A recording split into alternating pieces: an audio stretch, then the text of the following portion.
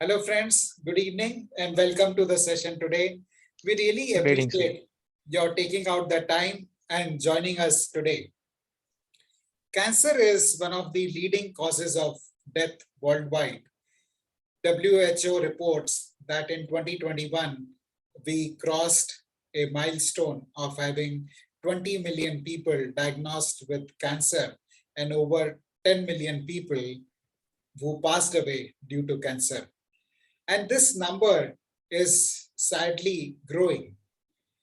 But what is heartening is to know that nearly half of the cancers can be prevented. And that is what the focus of our discussion today is, to understand cancer and how we can prevent it. The session today is being conducted by Dr. Shalu Sharma. Dr. Shalu is a postdoctoral research fellow at National Cancer Institute, Maryland, USA. NCI is one of the oldest and biggest research institutes working in the area of cancer. Dr. Shalu has about 10 years experience working in the area of cancer research and has got many publications to her credit.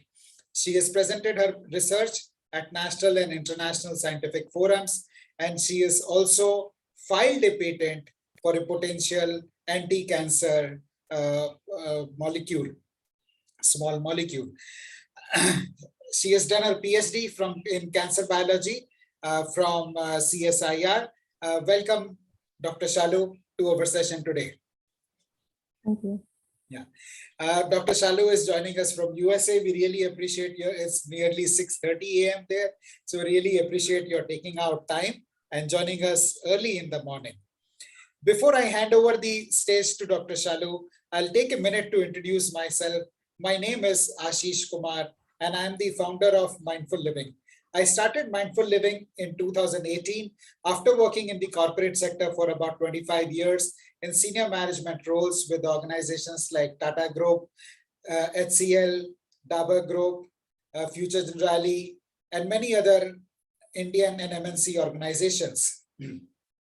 During the years of my working in the corporate sector, I saw how, at close quarters, how stressed the employees in the corporate sector are. And I thought to myself, there certainly must be something that should be done to help working professionals lead healthier, happier, and wealthier lives. And with that motive, we started Mindful Living. And in the last 3+ years, we have conducted over 250 sessions for employees in the leading organizations like Aditya Birla Group, Tata Group, HDFC Life, Kotak Life, EXL, Signify, Schneider, and many other leading organizations. The session today is being organized as a part of the Mindful Living community. This community was started in April 2020 when the COVID struck with a group of about 10 friends who came together to practice mindfulness and beat stress. And that community today has grown to over 2,000 people who gather every weekend to discuss on aspects related to mindfulness.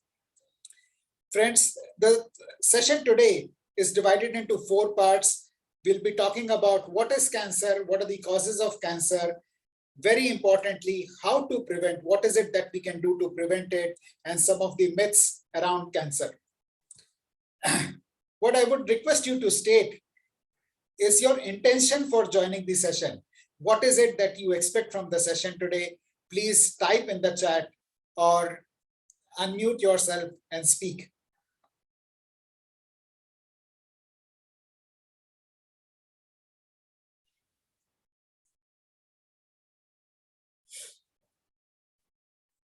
Okay, friends, we'll wait for, while we are waiting to hear from you, I'll move on and share the some housekeeping rules.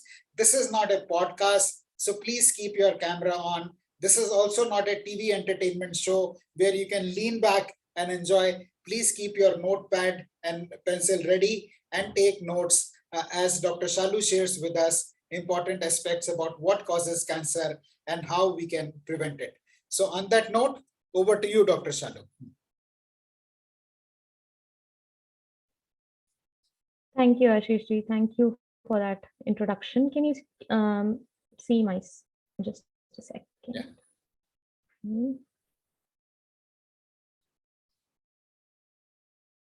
Okay, so can you see my screen? Yes, we can see it. All right, perfect. Okay, good morning, everybody. And first of all, thank you, Ashishji, for that introduction. And I want to congratulate you and your group for taking the lead in the area of educating people and motivating them to live in a fashion that's healthy and that's building a protection around people to keep them safe from deadly diseases such as cancer. In this group today, I don't think I need to, there would be anybody who does not know of someone who's a friend or a friend of friend or a distant relative who has seen the or faced the brutalities of this, unfortunately, a very, very complex disease. And so the focus today that I'm trying to make all of you look closely into is about how to work on our own body in a fashion that you can build a fort of protection around it. So that's what the focus is on. So can any of you recognize which fort is this? Does anyone know what is this picture of? Well, this is Fort Janjira. This is situated in Maharashtra, and it is known in history for the fact that it is an undefeated fort. It is an impregnable fort, and so it was first built by the fishermen in 16th century. It was made of wood, and then the Siddhis they came in and they took over this fort. They worked on it, built its walls in stone for about 150 years. And then later on, when people from Netherlands tried to attack it, Portuguese tried to attack it, even the Britishers tried to attack it, and nobody could impregnate this fort. And people in this fort have lived there for just about 4 decades ago from today, which is when the last two occupants of this fort they passed away. And so this is the story of this fort. And I want all of us today to take inspiration from the fact that something can really become so strong that no matter what comes through, you're able to stay protected. And this is the kind of health that I motivate all of you to build for yourself. So that a disease as strong as cancer can also be away from us. So there are basically, as Ashishji told, that there are 4 main sections to this talk. I'm going to tell you what is the basic primal difference between a normal and a cancer cell. They are both cells from the body. Even a cancer cell is derived from a cell from the body. It's not something that's coming from outside, but one needs to know how it's different from a normal cell. Then what causes cancer? How does it happen? What are the reasons for this disease? How to prevent this from happening to us? How to protect ourselves? How to build ourselves stronger than the disease? And then what are the myths around cancer? There are so many misconceptions around this disease. And so I'll try to pick some of the most famous ones and try to debunk those. So coming on to what is cancer, the human body is made up of different types of cells. And I guess all of us know of this, that every individual part of our body has a different specialized cell. There are different cells in the brain, then there are different cells in the blood. But the thing is that most of them have a common structure inside. And this common structure has small individual machineries, all of which work together. And they are controlled by this central area, which is right in the center, the rounded mass known as nucleus. You don't need to worry about it, but it is the central brain of every cell. So every cell is a small machine. And so in the center lies the central molecule of life, which is known as DNA. DNA is nothing but a combination of codes, something that you inherit from your parents. But this is the reason which determines how you are the way you are, why is your skin the way it is, why is your hair the way it is, how healthy or how immune you are to stuff, how is your mood, how is your temperament. All of those things are determined by your DNA. And so this is a lot of information that it needs to take care of.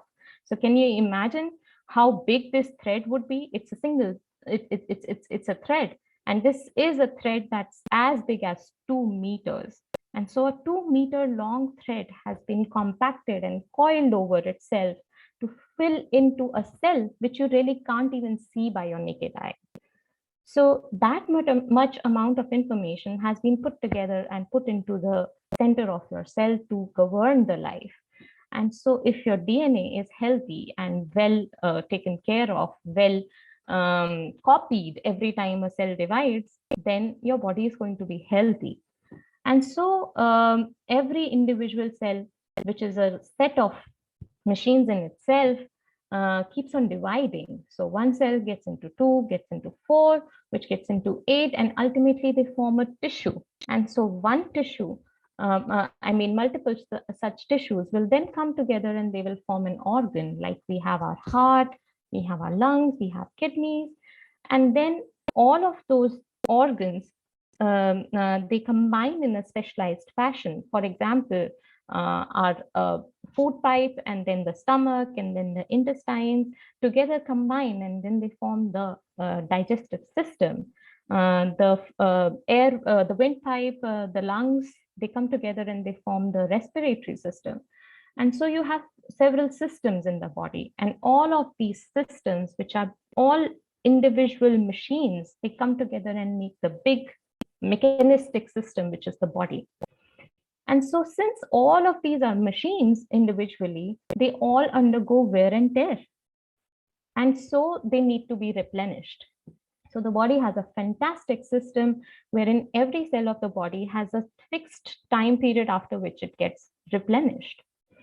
So if that is happening, if every cell of the body is getting replenished, say, for instance, all of your blood cells are renewed within 120 days, so then you should not be really aging. Then what happens? I mean, one cell divides into 2 cells, then they divide into 4 cells, and so you get fresh cells every time. So you should be fine, and there should not be really, cancer or any such disease for that matter, because even if it is a diseased cell, it would be replaced in some time. But then we expose ourselves to pollution, to radiation, to chemicals, indigestion, stress at work, anger, frustration, unhealthy foods, sleepless nights, sedentary lifestyle, flu. There comes COVID-19, passive and active smoking, alcoholism. And all of these create further wear and tear, further damage into our cells. And the body has a beautiful mechanism to kill the damaged cells and not allow them to grow any further. So this is what happens in normal aging. Anything that is being exposed to the external factors and anything that is being exposed to the internal factors causing any kind of a drastic damage to the cells is killed. So our body remains healthy and it self-repairs. So normal aging process, even as a person ages and the skin starts to sag, and all of that process is the process of cellular aging, is a natural and healthy process. And so a normal cell, when it acquires damage, it just dies. And so you should be happy about the fact that people age in a healthy manner. It's a good process. But the problem comes when all of these factors are in a very, very large and a very, very significant amount, adding stress onto the body. And so a cell which is damaged might actually escape this fate of death. And so that is a situation of crisis, wherein a damaged cell escapes its death and it becomes precancerous. It is fine. The body still tries to retain it, and it has mechanisms to stop the precancerous cells and contain them into one place lock them up in a room and then just put multiple locks over it, tie them really tight and keep them there. But still, further exposure to any of the environmental factors, especially things like smoking, something that people really can't quit. So it leads to initiation and progression of cancer. Now, any such damage which is accumulated into the DNA is known as a mutation. So any kind of a problem that's happening into the DNA, which is deleterious, would be still a singular problem can still be tolerated by the cell. Say first mutation, it's being tolerated by the cell and somehow cell finds a mechanism to still work around it. Then there is a second mutation, cell still finds a way to work around it. So the system has been made in a way that can still find ways to work around those issues and move on and be still be healthy. And then you accumulate the body with multiple mutations by continuous exposure to environmental factors and stuff. And it leads to a state where the cell can no longer combat it and it transforms into a cell which just becomes diseased and then it undergoes uncontrolled death. So this is the state where it would become kind of a tumorigenic growth. It may really not be cancer still because the body tries to contain such cells. There are examples of such growths, which are kind of lumps, which are contained by the body into a singular place. For example, fibroids in the uterus, the moles, lipomas on the skin, they are there and they are contained by the body into a tight packaging. They are not given food, they are away from the blood supply, they are away from the lymphatic system. So they are not allowed to circulate into the other parts of the body. But then at times they further get exposed to any of the triggering factors and they further change, they get further damaged. And in that situation, they even become capable of engaging the blood vessels, the lymphatic system, and so they can spread around into other parts of the body, into the adjacent tissues, and that is where people unfortunately suffer with things as we know, the breast cancer, the ovarian cancer, and all sorts of cancers that we know of. So this is the basic difference between a cancer and a normal condition. And so with all that information, I want to now move on to what are the causes of cancer. So there is not one, but multiple causes of cancer, as you would have guessed by now. And if you broadly categorize all the different causes, there can be 6 categories. First of all, hereditary. So there are people who are aware that somebody in their family, somebody's grandparents or somebody had some form of cancer. So you should be aware of the fact that there is a possibility that their offspring might have cancer. So this is heredity because you get both good genes as well as bad genes from your parents. So you get there's no choice to these things which you inherit from your parents generation after generation. And that is one of the causes of cancer. Then there is UV radiation. We get go out in the sun, we get X-rays, we get exposed to so many other radiations, and all of those radiations could be the cause of cancer. Then there are chemicals. We get exposed to so many chemicals. Just eating in a plastic plate and heating our food on it could be an exposure to chemicals. And then there is dust, there is pollution, there is fertilizers, and all sorts of stuff which are around us. There are viruses. I don't think I need to explain to anyone in the world now what a virus means. But these are basically pathogens and they come into our body. At times, they can be removed by our immune system and thrown out. But there are times when our immune system cannot really throw them out and they are stronger. They come inside and then they stay and they just stay. And you have to live with them for all your life. Those are the kind of viruses that can really, really induce cancer. Then smoking. It has been plaguing our society for so long, and it is directly associated with cancer. I'll talk in more detail about this. And then finally, cell division. So as I told you, as a person ages, the body itself also gathers certain damages. But most of the times, if you're following a healthy lifestyle, that damage is contained or it's taken care of, it's even removed from the body. So, but still persistent exposure to all of the other factors could be a cause of cancer.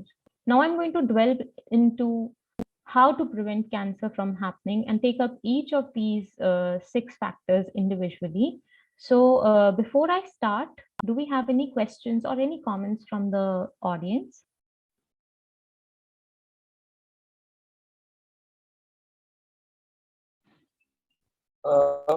We missed out heredity. How in these 6 things you mentioned, the causes.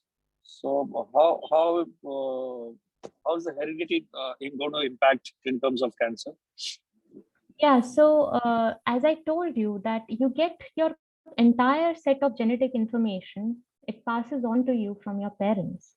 So there are many genes in the body which are actually I'm going to talk in more detail in the next slide. If there is, if you could just hold on for a couple of seconds, and then I'll talk in more detail about that in the next slide. Sure. Okay, sure. Is there any other question?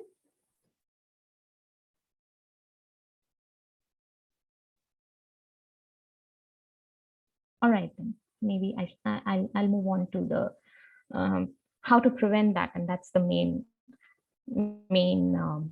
fruit of this today's talk. Okay, so okay, yeah. So let's discuss more about heredity. So there are certain genes which are present in the body, which tend to which are put in there to prevent the body from having any kind of cancer or any kind of protect the cell from any kind of damage.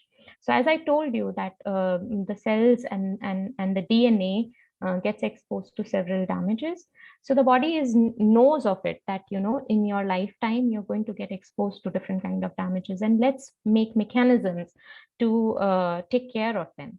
But at times there is a fault within these damage repair mechanisms, and that fault is encoded within your DNA, like everything else is. How your teeth are, how your eyes are, how your hair is, whether or not you can digest food easily or not.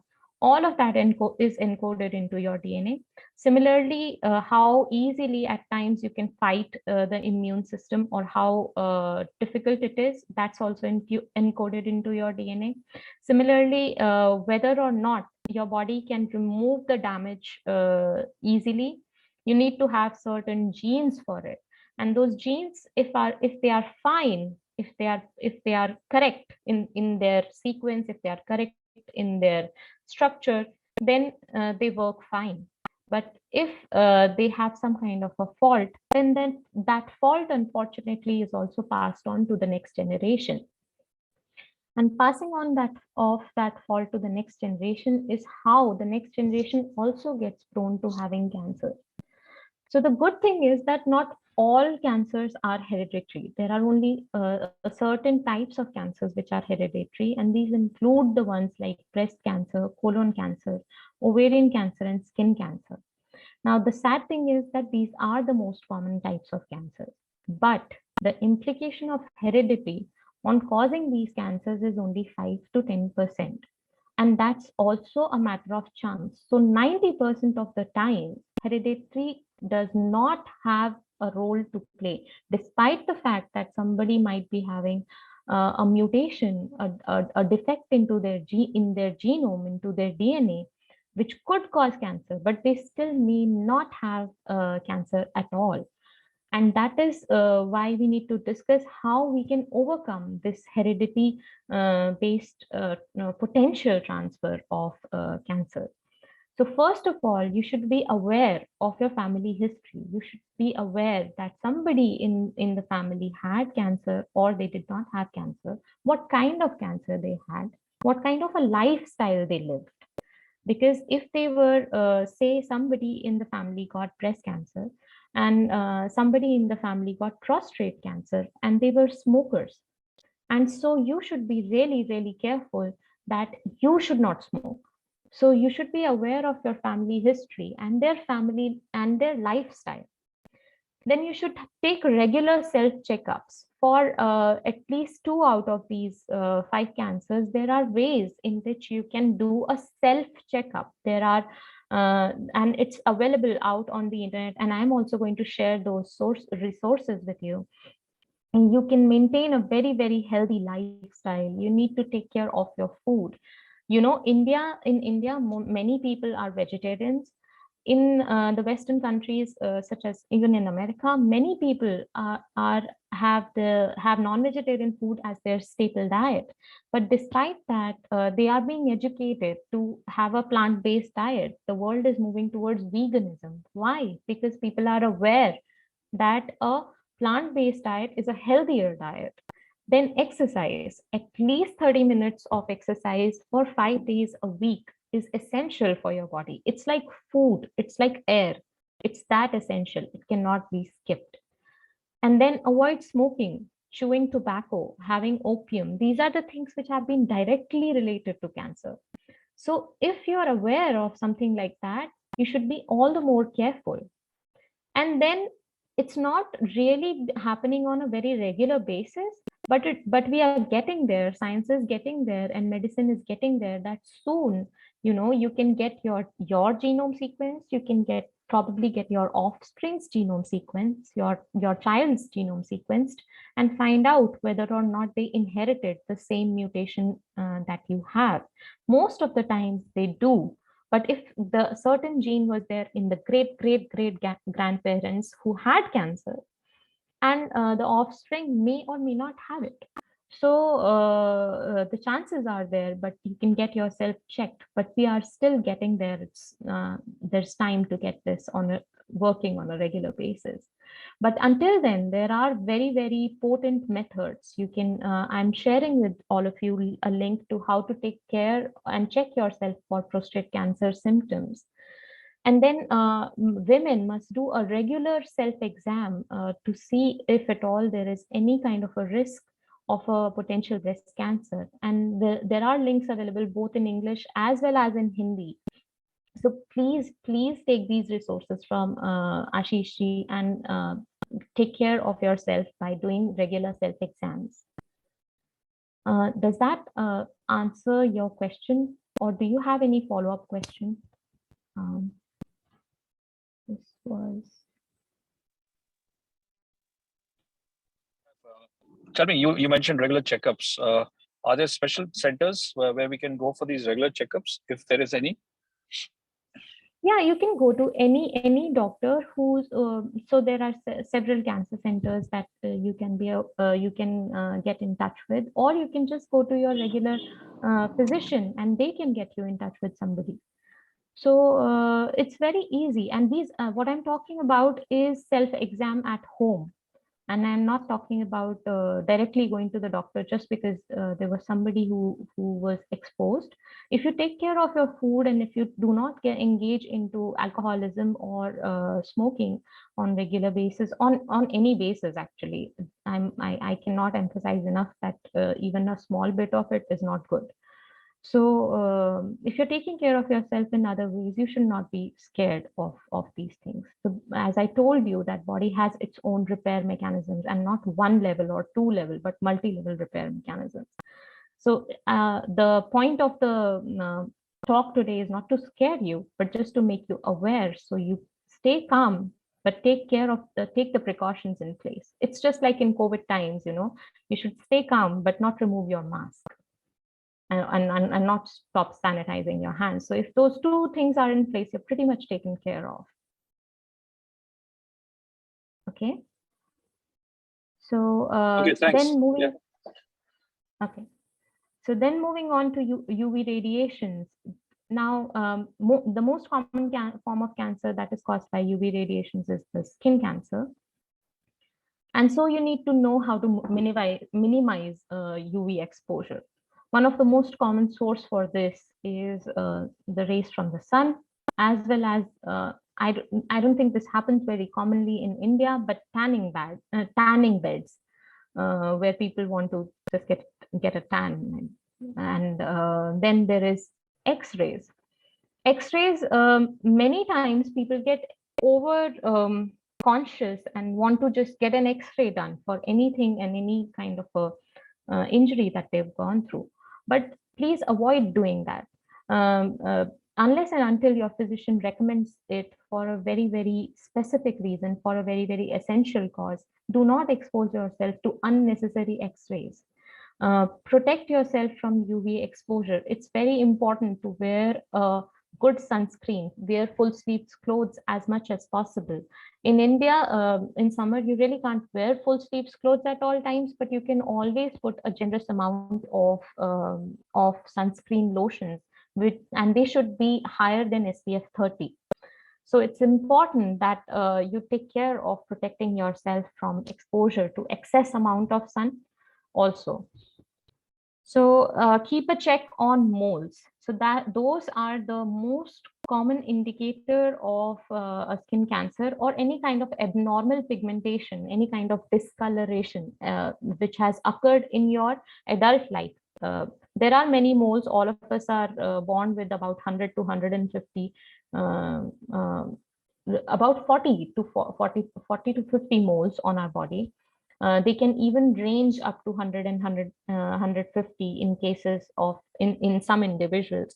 But one need to be very, very clear about the moles that have come up in the adult life. So there are certain moles which appear later in life when you have crossed your teenage. And so those moles should be, you should be more wary of them. I'm putting a link over here wherein you can do a mole self-exam, and you can see if the moles are abnormal or not. And then there are, of course, if you need further help, you can go ahead to a dermatologist and talk to them about an irregular mole. Especially there are moles if they are oozing with any liquid or blood, or at times if they are very, very raised above the skin and they are abnormal in shape. Any mole which is rounded and it has all its boundaries intact is usually normal, but you should still take care or be cognizant about the fact whether it is growing in over a period of time or not. So those are the things you can take care of with respect to skin cancer. Fortunately, the cases of skin cancer in India are not very high. We suffer mainly from breast cancer and lung cancer and colon cancer. So those are the three main cancers which are very recurrent in India. Then chemical exposure. So there are certain chemicals such as asbestos, arsenic, benzene, beryllium, vinyl chloride, all of these chemicals which we get exposed to. They are present in old buildings. They are present in the smoke from the cars. Some people get exposed to on regular basis to these chemicals because of their lifestyle, because of their job, such as the people who work at construction sites, or the people who work at coal mines, or the people who work in automobile manufacturing. So automobile smoke carries these. And unfortunately, arsenic chemicals, some of these chemicals, for example, like arsenic, is even present on the surface of rice and of some lentils and some germ foods, which are not washed properly or are unfortunately exposed to a water supply which contains arsenic. So you should be wary of these chemicals. I personally feel that you cannot always keep a tab on what chemical you are being exposed to, but there are certain thumb rules which you can follow in order to cover all of them, put a blanket cover on being protected from all of these. So what you can do is prevent unnecessary exposure to the pollutants in the air. You can wear masks, you can wear gloves when going outside. And if at all you feel you're particularly going into a place which will be extremely dusty, extremely really, really high in pollution, which is a very prevalent problem, especially in Delhi. So it's a good idea to wear gloves and wear masks outside. Then on-job exposure. As I told you, that there are certain jobs which just expose you to these things. And in that case, people should be all the more careful. And it's always a good idea, if possible, to not be in contact with these chemicals for a very long period of time in a person's lifespan. Then wash all vegetables, all grains, rice very, very, very thoroughly. And it's a good idea to wash rice at least 5 times before you make it. And then prevent exposure to non-food grade plastics. So this is a problem, especially in the food that we buy from outside. Most of the times people are aware of it, and so they take care of packaging foods in a food grade plastic. But then there are many times when it's not the case. Styrofoam and plastics, when heated up, they could leach the chemicals into your food, and that's really, really deadly. And then stay as natural as possible. Cook at home, try to eat healthy food, try to practice a healthy lifestyle. I cannot emphasize this enough. Just for your knowledge, I'm leaving a link for all the possible chemicals, carcinogens, which are known and which are proven to have cancer-causing effects. Even the chemicals like DDT or fertilizers, some fertilizers tend to have carcinogenic effects. So it's good to wash the vegetables and anything that you eat, anything that you ingest very thoroughly before you put it inside your mouth. So, and then viruses. Well, the virus-based cancers are generally cervical cancer, penile, anal, and all of these cancers can be prevented. The good news is they can be easily prevented, to say so, by taking vaccines. So all of us must vaccinate our children who are of the age of 10 to 12, and basically the teenage time. We should vaccinate them with HPV vaccine. There are 2 doses. They are available in our country. I'm not sure if they are freely available or not, but you must get vaccinated, get your children vaccinated. And then all of us must be vaccinated with hepatitis B vaccine. The common thing among all the viruses which are causing these cancers is that they are spread either via sexual intercourse or through exposure to the blood from a person who is unfortunately infected with these. So it's pretty much the same route of spread as of HIV, which we are all aware of. And even a person with suffering with HIV is unfortunately more exposed and more vulnerable to cancer. So one must practice safe sex and just avoid the use of illegal drugs or sharing syringes. And so here is a list of the vaccines that you can take in order to protect yourself from cancer. These 2 are the main vaccines even enlisted in here. Then coming on to smoking, there is a direct correlation between smoking and cancer. It's not a doubt, it's not a prediction, it's not an assumption, it's true, it's a fact. Smoking just 1 pack a day for about a year will induce 150 new mutations in your lungs. And if you remember the figure that I showed you, that 1 mutation, 2 mutation, 3 mutation, it's fine. But talk about 4 mutations, 5 mutations, and here we are dealing with 150 mutations in the lungs, 39 mutations in the throat, 6 mutations in the liver, in your mouth, 23 mutations. And can you imagine, these are directly telling you that smoking causes cancer. And so do not smoke, do not consume tobacco, do not consume opium and other stuff. Do not consume recreational drugs. They're not good for you. And practice healthy eating. Do a regular workout. Even if you have been smoking in the past, if you used to smoke, please quit and start practicing a regular exercise, regular workout, at least 30 minutes a day for 5 days a week. That's minimum workout. And then for cell division.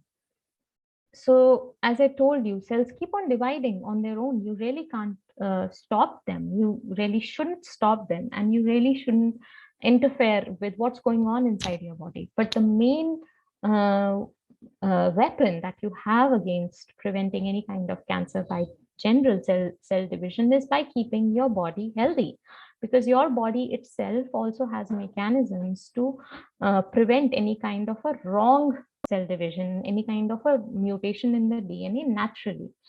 So maintain a healthy lifestyle, stay positive, be calm, stay happy, and all of these factors will then take care of you not being exposed to any kind of an extra damage just because you are too stressed in life. And avoid alcohol, avoid smoking, avoid all recreational drugs.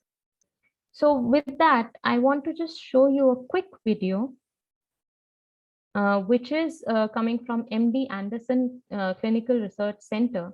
This is another leading research institute and a hospital that works on cancer in the US. And I want to show these points to you, which they advocate people to take care of in order to live a healthy lifestyle and away from cancer. So you know that this is exactly what the expert and the doctors are teaching. Research tells us that up to 1/2 of cancer cases are preventable with healthy lifestyle behaviors. You can reduce your risk for cancer by following these 8 recommendations. Being overweight or obese can increase your risk for several types of cancer. You can reduce your risk by maintaining a healthy weight. Eating a healthy diet can help you stay lean. Fill 2/3 of your plate with vegetables, fruits, and whole grains. Limit foods like red meat and processed meat.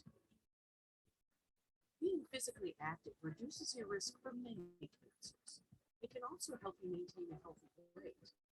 Aim for at least 30 minutes of physical activity. Shalu, can you increase the volume of the video? Or use tobacco products, don't start. If you do smoke, even occasionally, it's never too late to quit. Your health will improve immediately and continue to improve over time. The HPV vaccine is the best protection against HPV-related cancers. All boys and girls between 11 and 12 years old should get the HPV vaccine. The best way to protect yourself against skin cancer is to limit your exposure to the sun's UV rays and eliminate tanning bed use. If you must be in the sun, use sunscreen with SPF 30 or higher. If you have a family history of cancer, you may be at increased risk. Talk to your family about their medical history so your doctor can assess your risk and help you take precautions against cancer. Screening exams help detect cancer early when it's most treatable. Talk to your doctor about the appropriate screening exams for you based on your gender, age, and risk factors.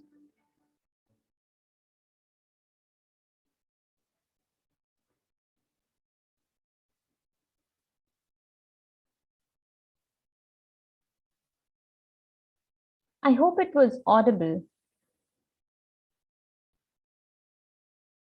Ashish, did it run fine? Yeah, but after you increase the volume, it was good. Oh, okay. I can share the link to this video as well, and it's a quick refresher to whatever I have discussed with all of you today. So Sure. please try and stick to it. It's very important for all of us. All right, so now I'll move on to the myths that people have about cancer. And if anybody has any questions at this point, I would love to take that. And maybe some of your questions would be taken care of by the myths that I'm discussing. And we can discuss your questions after this. So Shalu, is cancer a, yeah? Please carry on. So is cancer a death sentence? No, it's not. So as I've already tried to explain it to all of you, that first of all, it is preventable. But even if somebody has cancer, then there are ways in today's medicine, if detected early, people can have been completely cured, have been declared completely clean of cancer.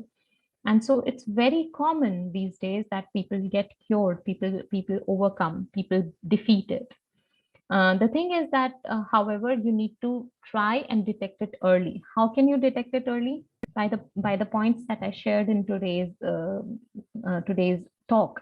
You need to be aware of what's going on with your body, and you need to take good care of it.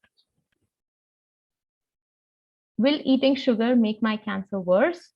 So people have this thought that, generally when you get in for checking if at all there is cancer in your body, one of the tests which is done at a later stage is a PET scan.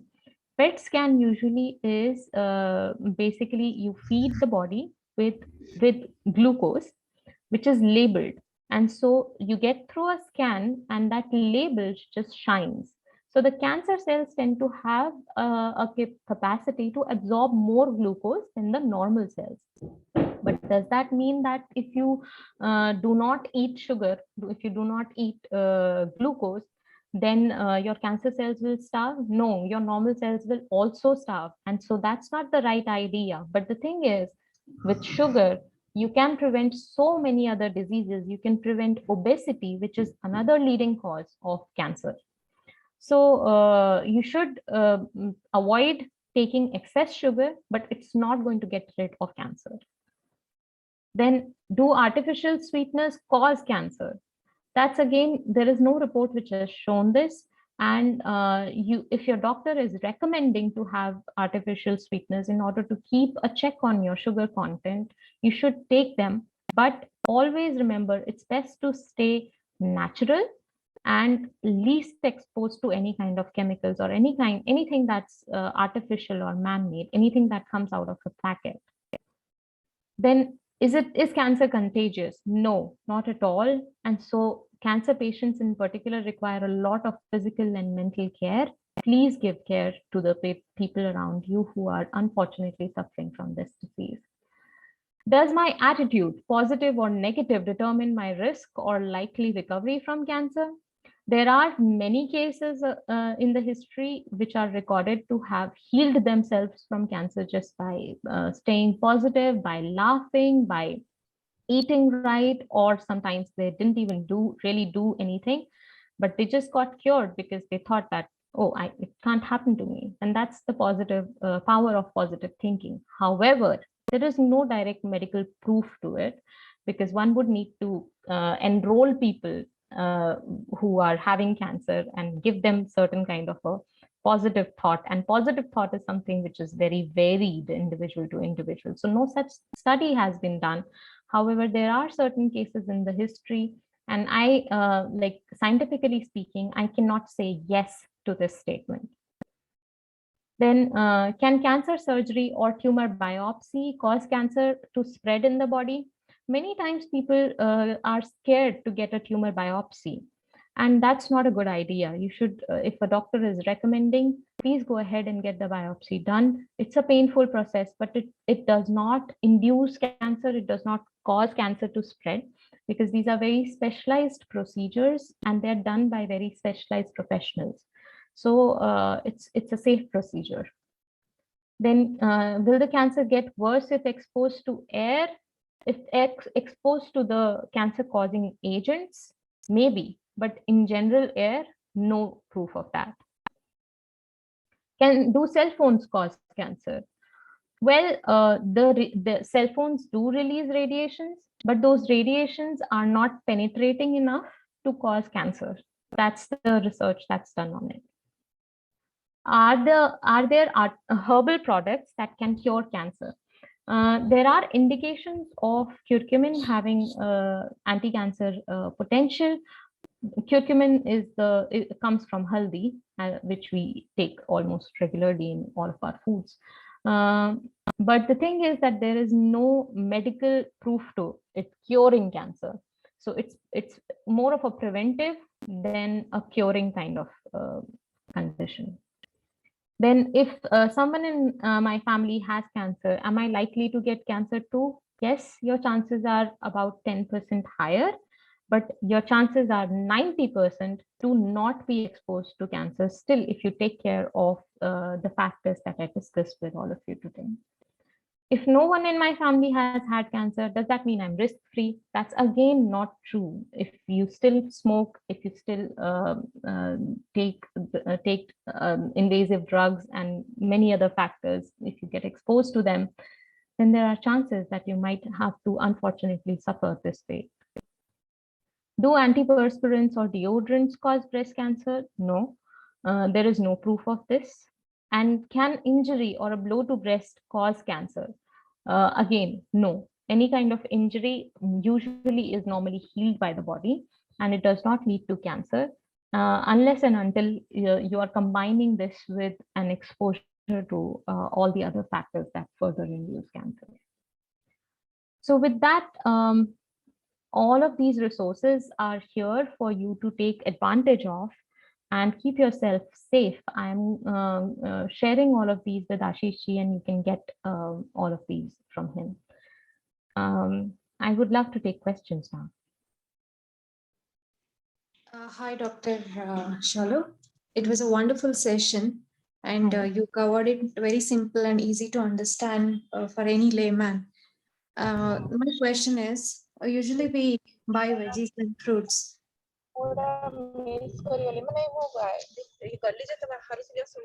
Hello? Yeah, there's a lot of disturbance. Yeah. I couldn't hear you properly. Who was the person who was, Divya, was that you with the question?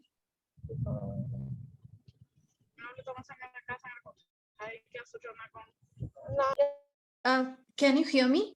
Yeah, please go on. Oh, thank you.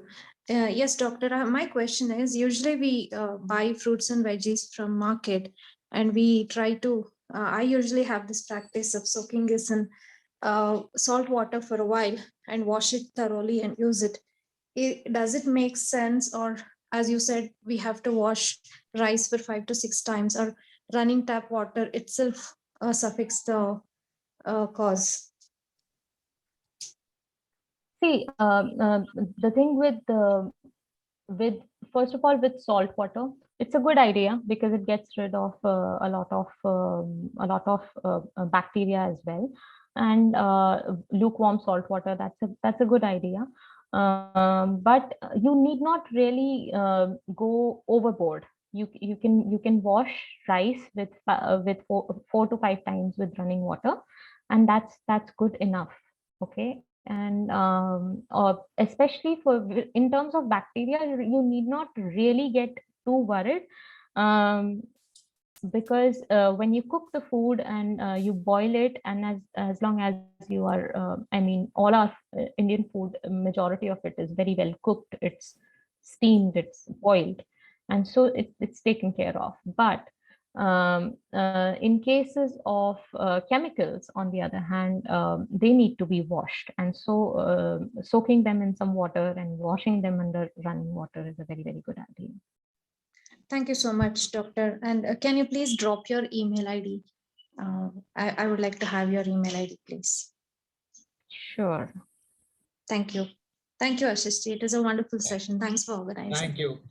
Friends, Dr. Shalu has delivered a wonderful session. Please show her some love, by using the reactions button in your toolbar.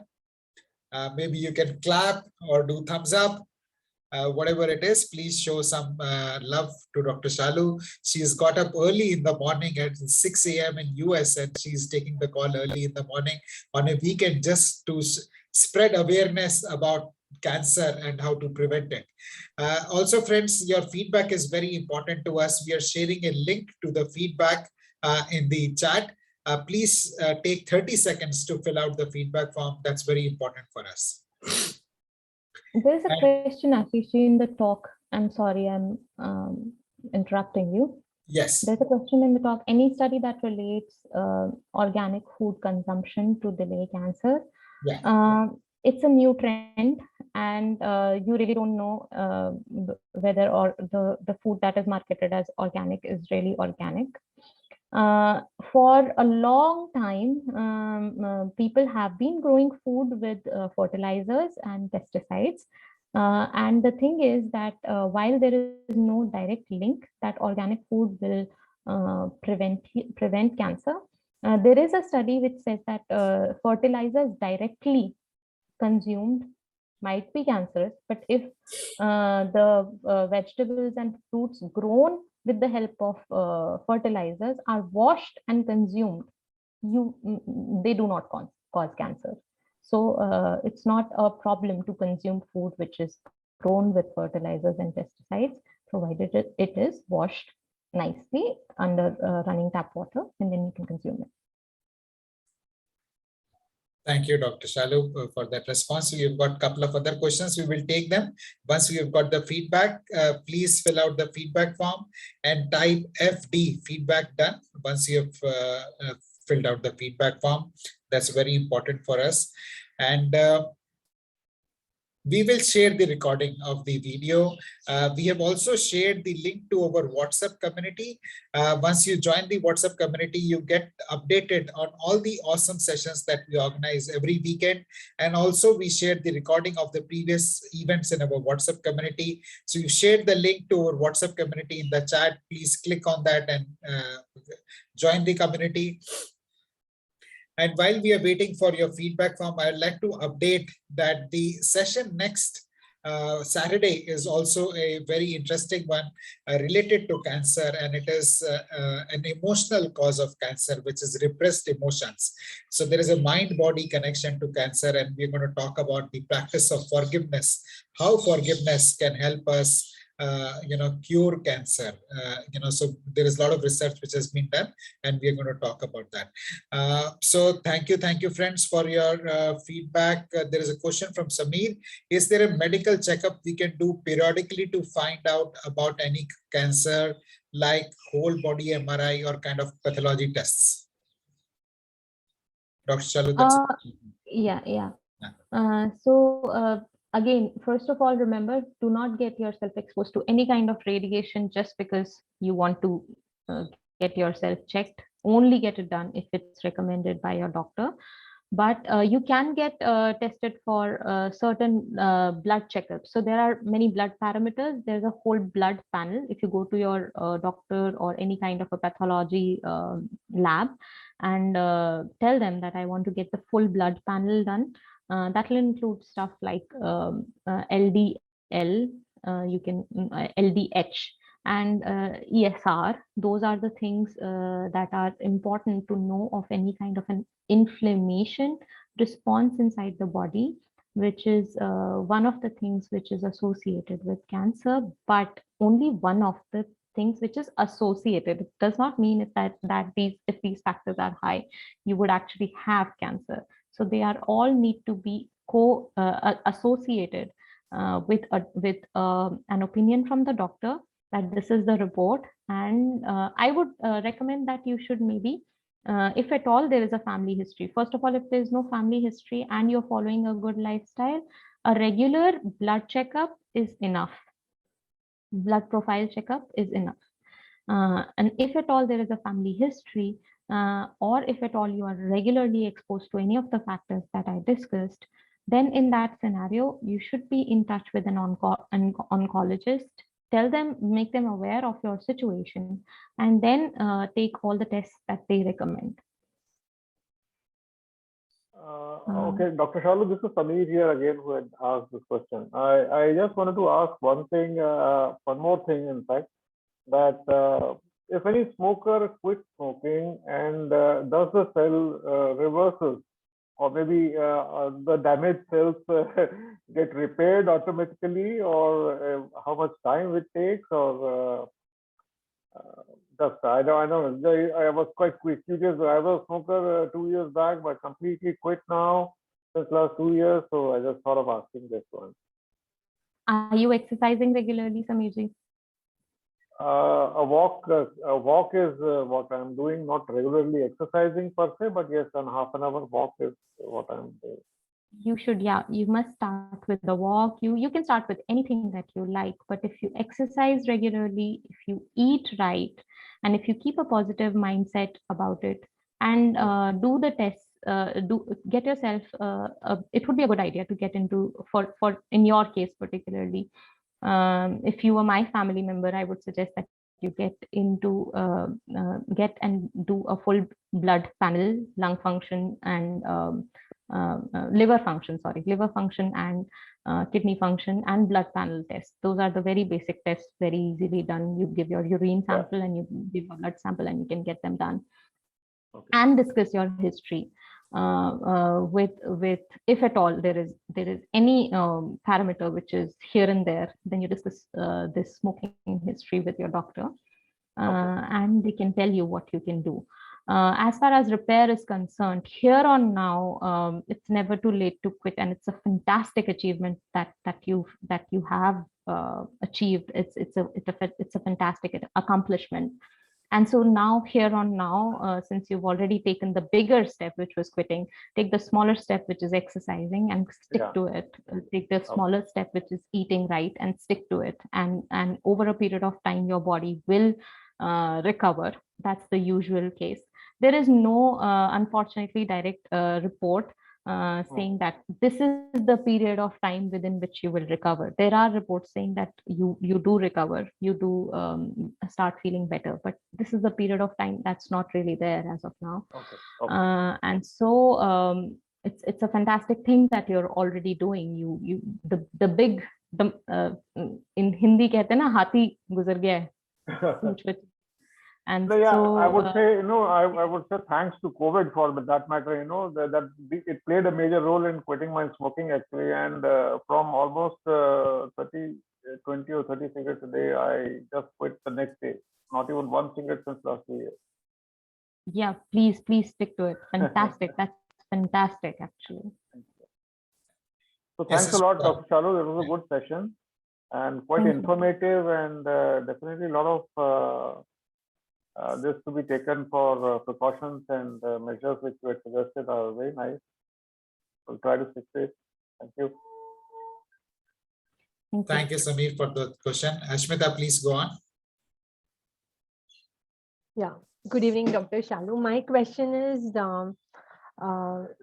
women over 40 years, they are recommended to go for mammography every year, and also doing the sonography of the stomach, So how often do you suggest this? Maybe my mother doesn't have a history of that, but then do you recommend this along with the blood test especially for the women? I would recommend that, since I have to be straight. I'm not from a medical background. I'm from a research background. So I know what I have read. So the thing is that I would suggest that you should go, you should have a doctor. This trend is not very common in India, but we should all have a doctor that we stay in regular touch with. And if we observe any kind of an abnormality, we should ask them. So I would recommend that you ask this question from a gynecologist.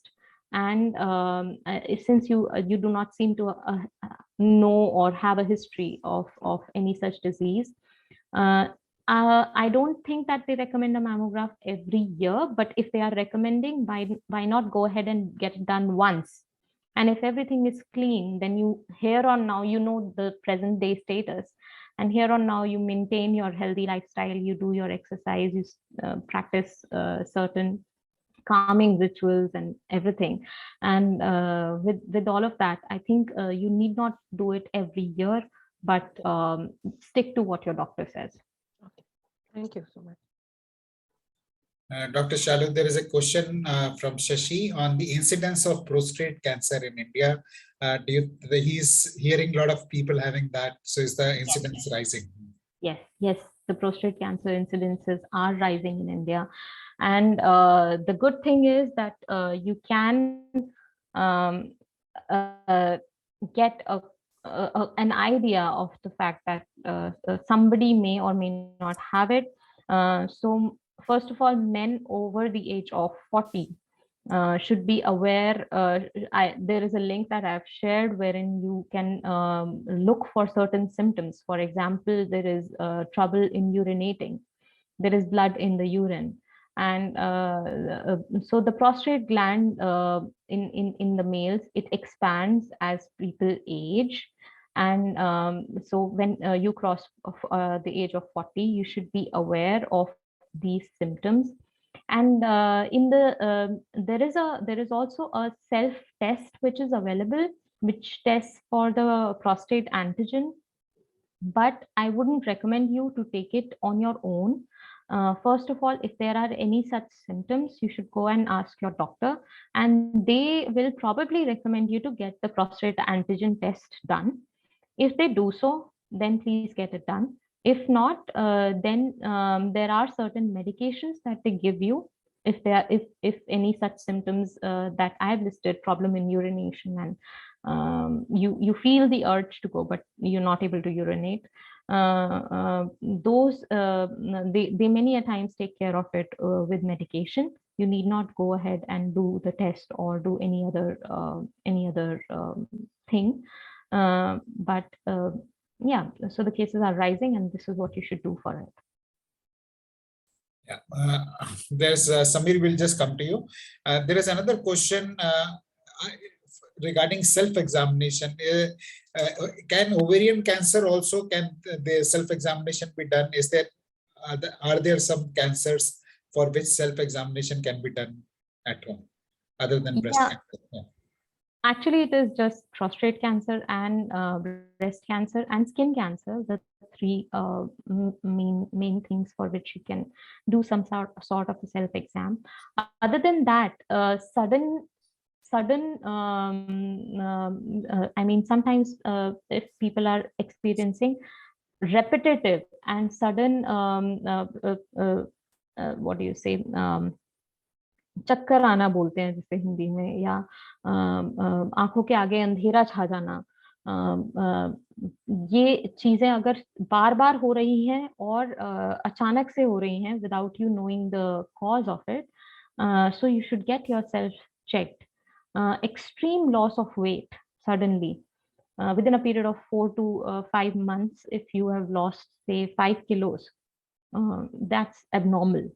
So anything going abnormally wrong with your body, and ये हम तभी कर पाएंगे if you are aware of your body, and that's why I'm emphasizing again and again on exercise, because at any point of time, if you start exercising, then you start looking for what it is doing to your body, how positively it is impacting towards your body.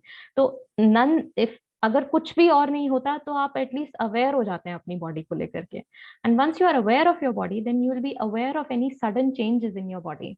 Sudden hair loss, sudden anything sudden is a cause of concern. And so those sudden things that within a span of 4 to 5 months something very drastic has happened, you must go and visit a doctor. While there are direct self tests of only few types of cancers, and mind you, breast cancer is the leading cancer in women in India. So एक बड़े problem के लिए तो आप self test regularly कर ही सकते हैं. Prostate cancer is one of the leading cancers. Lung cancer you really can do a self test, but if there is a smoking history, then you can take care of your health today, and you can get in touch with your doctor if at all anything that needs to be done on a regular basis. So yeah, that's for that. Thank you, Dr. Shalu. Dr. Shalu, there is a question from Basanti. She's asking how to keep self and family healthy. Basanti, I'm not sure if this question is very clear. Basanti, would you like to elaborate on your question?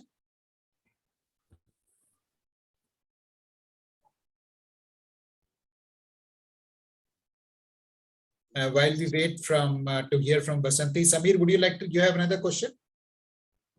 Yeah, Dr. Shalu, I am a healthcare professional, although in sales, definitely, but we do a lot of corporate health checkups, like annual health checkups, which at times the corporate decides on their own about the package of a health checkup to be given to an employee. Where a lot of, at times, for senior people, they do a lot of cancer markers also, like CA125 or the different type of blood cancer markers. And definitely every year a female goes for a pap smear test also, and a mammography test also. Mammography definitely if she is above 40.